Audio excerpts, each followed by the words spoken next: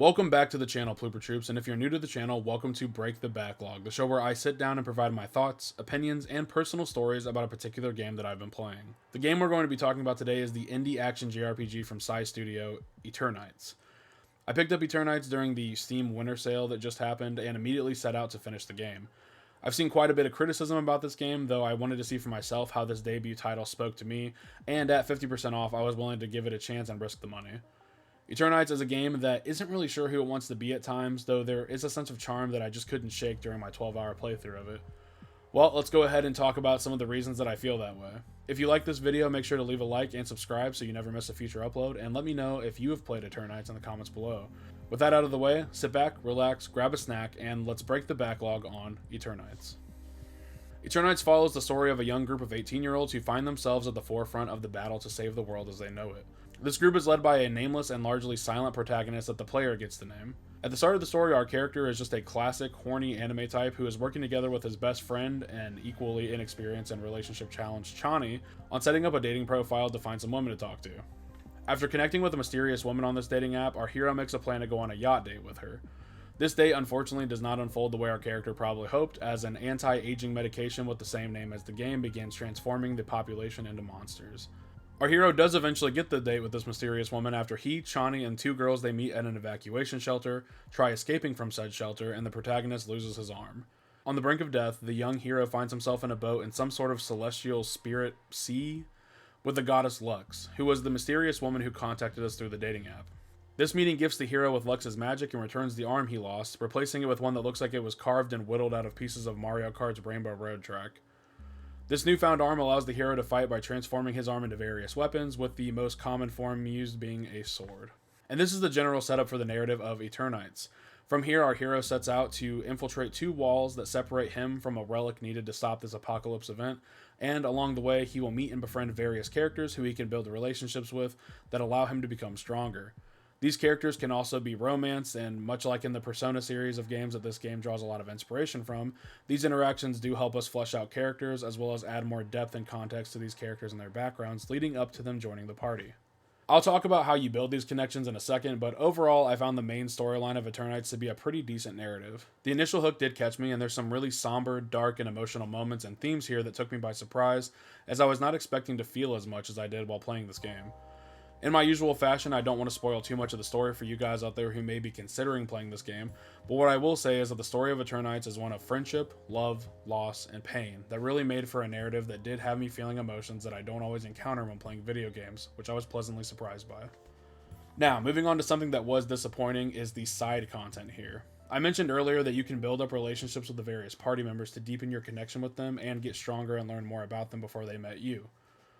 The way that this is achieved includes a few different options. The first and most recognizable gameplay element is during dialogue when you choose an option that aligns with their personality, causing them to like you more. The second method is by doing little mini-game training sessions with them, which include various gameplay mechanics designed around following patterns of button presses to practice whatever training they want you to do. The third and final way that these relationships can be built is by scavenging. Now, the training sessions can be a bit boring, but dude, scavenging in this game is such a tacked on and unnecessary mechanic. These scavenging hunts basically have the player character and the person they're trying to build a relationship with go to one of 3 locations in search of a specific item that the confidant requests. This may fit more in the gameplay section, and I am going to talk about this more in there, but I just need to say this. This portion of the experience of playing Eternights is so mind-numbingly boring and has really no gameplay to it. The two characters enter whichever location the player chooses to search, and then they proceed to run around the small room and click a button to check each place, which is already marked by a glowing red dot. The areas, because they're labeled, aren't really a challenge to go through. It just becomes a game of memory the longer you've searched through these places. And there's really nothing more to it. If you find the thing, you may be treated to a cutscene that could offer a bit of interesting character development, and if you don't, you've essentially wasted your night free time and you'll have to try again the next day. By the end of my playthrough, I honestly hated this mechanic, and I saw it as a means to an end to have my character romance someone and find all of their scavenged items, but it was such a grind, and it just felt unnecessary and tacked on, and simply, it just felt like they were trying to give the player something to do other than sit there and stare at the ceiling of the train all day. Speaking of the train, that is one thing that I think kind of crippled some of these side activities and some of the narrative, was the choice to center this whole game around a train. It does make contextual sense that our party would need a base of operations to plan and strategize and not have to worry about getting ripped in half by monsters, but because this base is a train with limited space, there just isn't a ton to do. Now, I know comparing this game to a massive AAA title like its inspiration Persona is a bit unfair, but you could argue that a lot of the extracurricular activities in those games are kind of similar in that you don't actually get to do them, rather you just watch a cutscene unfold of the characters doing that activity and interacting. But because there's so many locations to visit, skills to build, characters to meet, and interactions to unlock, and the sheer amount of possibilities that a Persona day can have in it, it almost feels limitless and randomized at times. I understand that with the scope of this game and the other limiting factors here, that this probably wasn't possible, but I think that there might be a great deal more gray area between not having a mechanic at all to build relationships and the plethora of activities included in Persona 5. There's a lot of ground in between there. So while I did enjoy the overall narrative story here, the side content left a lot to be desired, and I just didn't enjoy the boring collectathon edition of scavenging. Just like with the gameplay section, the presentation in Eternights is a bit of a mixed bag, and there are some design choices here that just didn't work in my opinion. This game performed really well for me on my PC as well as on my Steam Deck. I didn't really notice any bugs or errors while playing, nor did I experience any noticeable frame drops. I will say that I did play most of this game on my PC, however, so my experience with the Steam Deck may be a bit limited. Eternights is an anime-style game from an art standpoint, and the manga-style character portraits are gorgeous and really do these characters justice, because let's face it, the small avatars that pop up beside the text box when they're speaking are really rough to look at. The faces just look awkward, and the chibi-like facial expressions that they make when showing emotions can look really out of place. I honestly wish that the developer would have just used the portrait images instead, because as I said before, they're really, really well done, and they feel like they just appear so seldomly. Also, the animations here are odd at times, and the character models can be kind of stiff and awkward when moving in cutscenes. As for the environments that we travel through in the game, they're all dimly lit and have this dark, foggy, almost dreamscape appearance, and I really enjoyed this, and while I have seen some reviews where people complain that the dungeons are confusing or too dark to explore and they got lost in them, I honestly didn't have that experience at all. In some ways, I found the dungeons almost too simple sometimes, and there's also these bright neon signs that constantly point you in the right direction. I thought the dreamscape fog of this world was neat, and even though the two games couldn't be further from each other in terms of what they are, it reminded me of the first Silent Hill game and that misty fog that settles over the town, and I felt like the parallel of how the people in this city must also feel like they're living in a nightmare was something that I just found to be a really cool comparison. As I said earlier, the visual style of the environments was something that actually made me want to buy the game in the first place, and the manga-style character portraits are beautiful. Unfortunately, they aren't used very often, and the character models can be a bit ugly, stiff, and silly looking at times. Speaking of characters, let's talk about their designs. I'm going to base this one on the really nice portraits I talked about, as this is their best representation of what these characters are supposed to look like. I found that these designs, especially in these portraits, fit their various personalities really well, and I think that Studio Side nailed it here on the color swatch choices to make each character interesting and identifiable. This goes for the player character as well, and while I wasn't a fan of the plain white t-shirt and black pants look at first, I did come around to appreciate that this plainness in comparison to the other characters may be to represent that our character is just an average guy who represents the human in all of us that needs the power of others and friendship to find our strength. Now, that may be a bit of an emo reach, but it's just something that I noticed, and as my wife put it, plain can be extraordinary too. The enemies here look pretty awesome as well, and seeing their twisted and contorted faces and bodies after the Eternights sickness infected them just justifies why our characters were so terrified of them in the beginning of the game. My favorite enemy of all of these was a sort of anglerfish kind of inspired enemy that uses the body of a store clerk to lure in their prey, and then reveals a massive foe beneath the facade. Still, seeing that cashier apron body just flopping around while the creature engages in combat with the hero is really dark and cool stuff. Some designs are better than others, but overall I felt that the enemy designs are pretty solid here. From a visual standpoint, Eternights is yet again a series of conflicting choices with really pretty artwork for the characters, eerie if not a bit too plain dungeon designs, and cool enemies that unfortunately are sometimes outdone by stiff animations and in-game character avatars that are pretty goofy and even ugly at times. Moving on to the sound, I want to start by highlighting the voice acting. The performances given here are fantastic, and if you would have told me that this was an indie game made by a small developing team, just based on the voice acting, I probably wouldn't have believed you after hearing these actors in their roles. Inflection here is present and provides voices with body and personality without ever becoming awkward or off-putting. The vocal direction is really solid, and I was honestly so impressed with the cast of Eternights for giving life to all of these characters found within the game.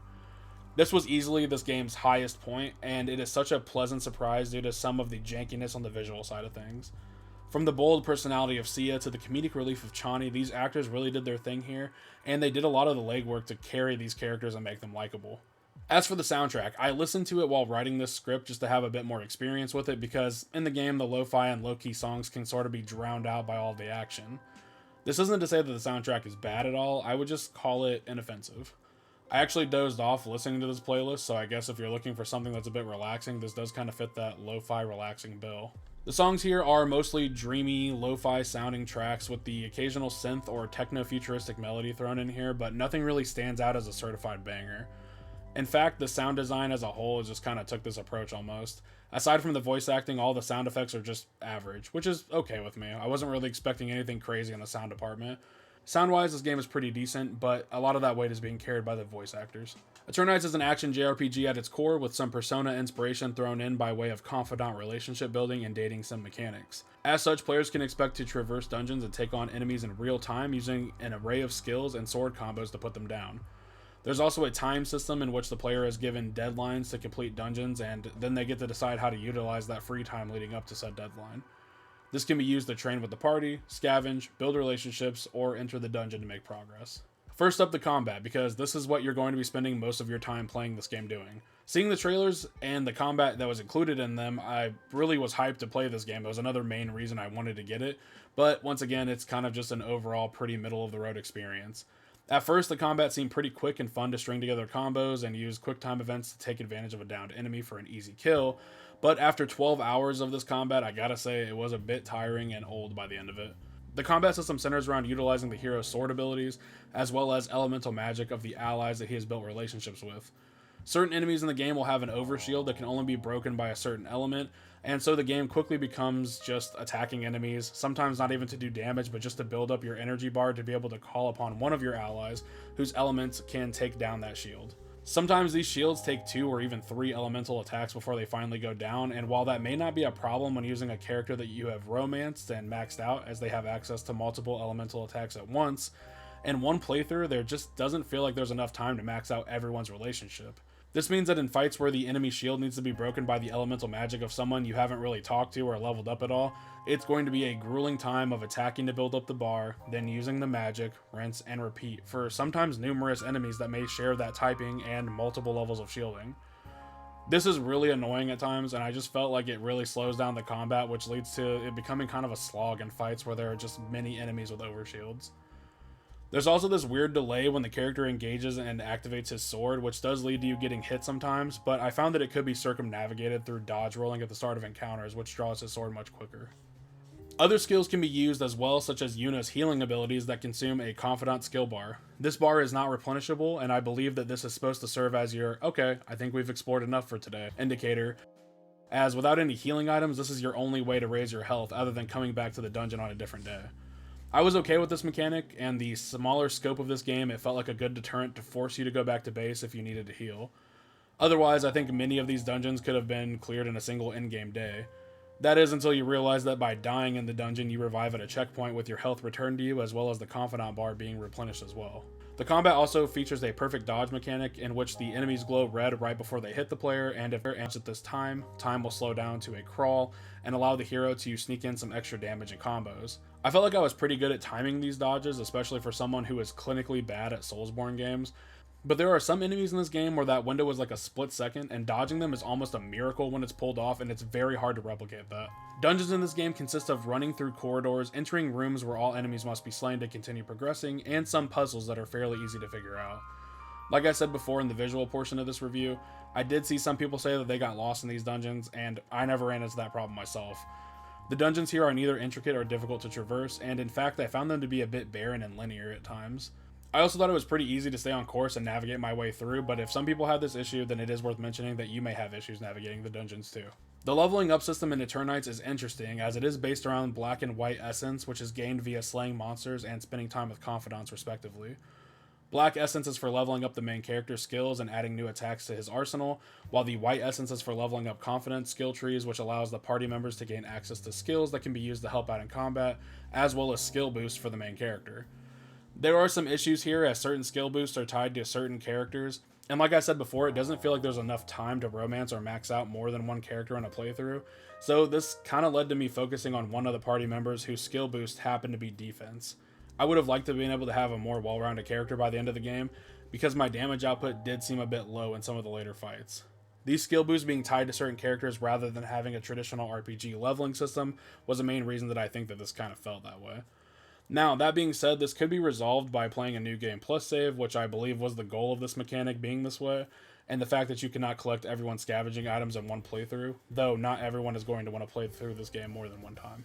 The other core gameplay element in Eternights is building relationships with your party members. We have seen this dating sim mechanic in games like Persona and the Fire Emblem series, and I was interested to see how an indie game would tackle that mechanic.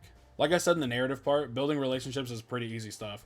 You either choose dialogue responses that aligns with the person you want to increase your relationship with, you do their training minigames, or you go on a scavenging goose hunt to find them their laundry list of items that they want or need for their apocalypse train life at the end of the world. As I already alluded to before from a gameplay aspect, the latter two activity-based relationship building portions of this game are shallow, with the worst offender being the scavenging. I won't go too deep into it as I've already covered it earlier in the video, but the scavenging just feels like it was tacked on to give the player something to do for busy work. This side of the game is pretty boring, and while there is some payoff of learning about the characters and their backstories or getting to that next cutscene of, character growth between two characters is cool, it just doesn't always feel like enough to make going through these boring scavenging hunts really worth it. So, after all of that, we arrive at the bottom line. I've said it a few times in this review, but Eternights is a game that is so close to being a great game. There is really some great potential here, and I'm excited to see what Studio Sai cooks up next. The main developer that worked on this game primarily alone made a post on Steam that was really heartfelt and illustrated how much this game meant for them and how much it meant to them that people were having emotional experiences with their game. There is a lot of love here, and it feels like that's easy to see, that this developer has a passion for making games with darker and sadder narratives, and I'm all for that. There is a lot of good here from the character visuals with their portrait arts, the design choices of how they design the characters, and voice acting that elevated all of these characters and breathed such life and emotion into the story. However, it does feel like, due to some of the decisions being made, that for every step forward, a step back is taken. For example, the action combat is fun and engaging at times, but it becomes stale and repetitive for some of the longer fights due to an over-reliance on the elemental overshields that may take a multiple bar charges to break. The characters do feel so well performed, acted, and designed that it made me want to build my relationships with them in the game to get to that next character interaction or interesting cutscene.